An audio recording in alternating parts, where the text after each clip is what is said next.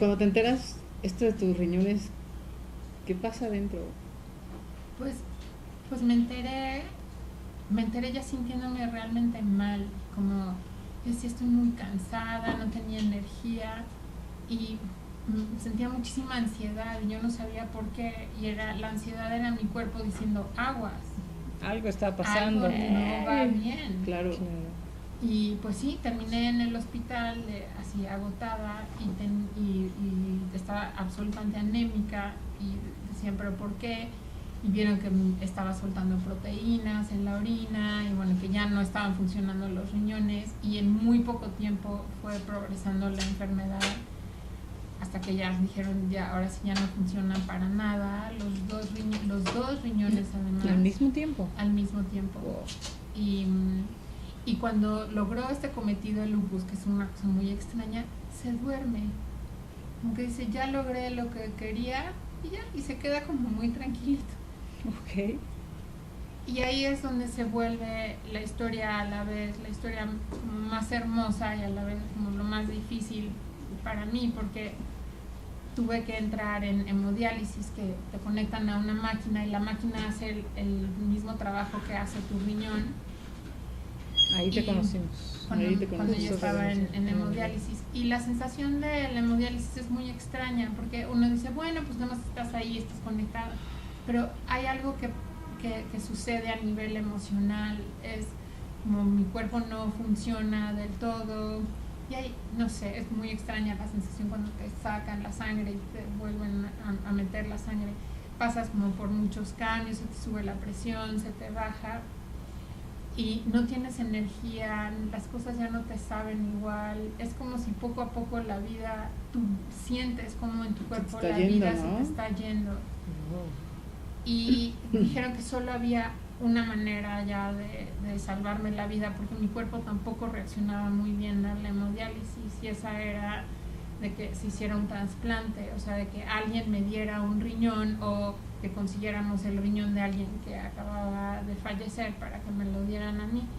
Y desde el primer segundo que nos dijeron eso, nos dijeron a mi hermano mayor y a mí, que fue como mi compañero durante todo este proceso. Él fue como mi gran amigo y mi compañero, su nombre es Jorge, y él dijo, yo te lo voy a donar. Y yo le decía, eres un loco, uno, no sabes si tenemos compatibilidad, tienes que tener el mismo tipo de sangre, entonces no sabíamos si éramos compatibles, por un lado, y por otro lado, yo no quería, yo decía, pero que le va a doler muchísimo y la va a pasar muy mal, y además es riesgoso, siempre hay riesgos. Yo decía, poner a mi hermano, el ser que más quiero en la vida, en esa posición, ni de broma. Y era cuando yo empecé a decir, tal vez me voy a morir, porque la lista de espera, eso también es larguísima, eso también, como si la gente tuviera la conciencia de cuánta gente espera un riñón, y que con el solo hecho de que tú le digas a la gente a tu alrededor, cuando yo me muera quiero donar mi riñón, o sea, sería muy distinta la vida de muchísima gente. Personas, claro.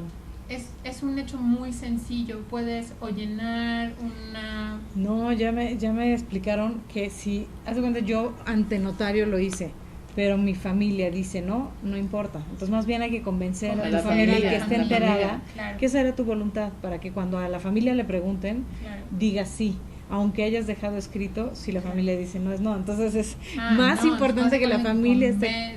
Que tengan esta convicción, tu familia, de que eso es tu voluntad.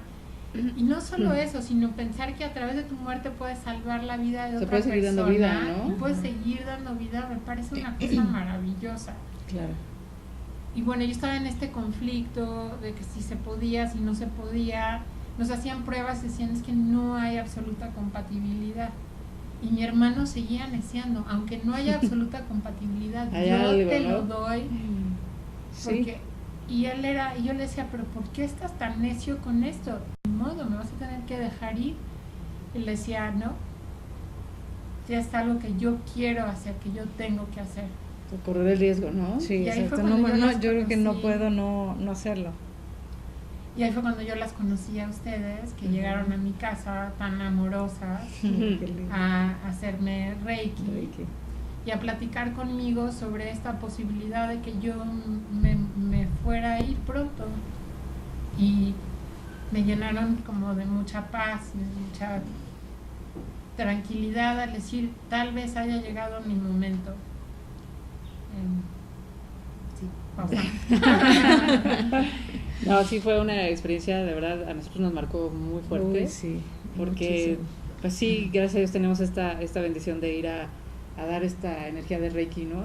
Y cuando llegamos contigo, sí fue así como, qué fuerte experiencia. Para nosotros también fue como revalorar a partir de ti, ¿no? De cuántas veces nos quejamos de tantas cosas. Y bueno, pues teníamos bien los riñones, ¿no? Decíamos, híjole, bueno, ahorita vemos a alguien que no, todo lo que puede padecer, como por qué no enfocarnos en lo que sí tenemos hoy día, ¿no? Esta afinidad que se dio contigo y esta hermandad que se dio contigo fue bien fuerte desde el principio, yo creo que de las tres, ¿no? Sí. Porque era un acompañar, porque realmente pues no sabíamos si te ibas a quedar o no, ¿no? Y me acuerdo aquella carta que te escribió Ana Mari, que dije, wow, qué hermoso, ¿no? O sea, fue algo muy padre. Esa sí fue dictada. Sí. Yo me acuerdo que tenía que escribir algo y llegué, y fíjate, escribir cuando yo nunca he escrito, ¿no? A una escritora. Pero sí me acuerdo que, a lo mejor fue en Diksha Meditación, no me acuerdo, pero le dije, Gis, algo me pasa que necesito escribir una carta. Y le escribí y yo decía, y era seguro tienes un propósito en esta vida, ¿no? Algo así. Y vete, ¿cómo estás? Sí, no, por eso yo digo que estamos aquí festejando, porque sí. La manera en que se dio todo, que fue como casi como una historia que estuviera ya escrita, donde todo cuadraba y todo tuvo su momento y todo tuvo su razón, y llegaron los personajes, ¿no? Adecuados para cambiar la historia. La historia es que mi padre vive en Estados Unidos y él estaba en una cena, y mientras todo esto estaba pasando de si sí o si no y cómo, en una cena tuvo sentado al lado a un señor y mi papá, que estaba muy agobiado por todo lo que estábamos viviendo como familia, porque la enfermedad no solo afecta al enfermo, sí, trastorna la vida de todos los que están a su alrededor. Claro. Ya sea que puedan lidiar o no puedan lidiar, porque algunas personas se retiran y dicen, yo no puedo con esto. Pero finalmente este señor le dijo, tu hija tiene que ir a ver a la doctora Alberú en el Instituto Nacional de Nutrición, porque esta mujer hace trasplantes y es la mejor cirujana de trasplantes, y ahí en nutrición nos pueden atender muy bien a tu hija y a tu hijo si quiere hacer esto. Y a través de ella fue que cambió todo y empezaron a hacer las pruebas. Y ahí fue donde me operaron, y ahí fue donde se hizo el trasplante por fin. A través de un señor que estuvo sentado en Estados Unidos, sí. En Estados Unidos, sentado al lado de mi papá. ¿Por qué tenía él esta conexión? Y no solo eso, ese hombre 2 meses después se murió. No, es una historia increíble. Entonces, cuando se lean un Diosidencias. Diosidencias, qué bonito. Sí. ¿Ese libro cómo se va a llamar?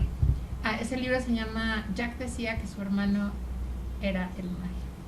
¿Era el mar? Era el mar. Y es porque mientras estaba yo enferma, leía un libro de Jack Kerouac que así se llama Mi hermano es el mar. Y entonces la idea es que Jack decía que su hermano era el mar, y yo digo que mi hermano fue la vida. Ay, qué padre. Bueno, está muy hermoso eso, pero bueno, en un instante regresamos, no se lo pierdan. Gracias. Regresamos.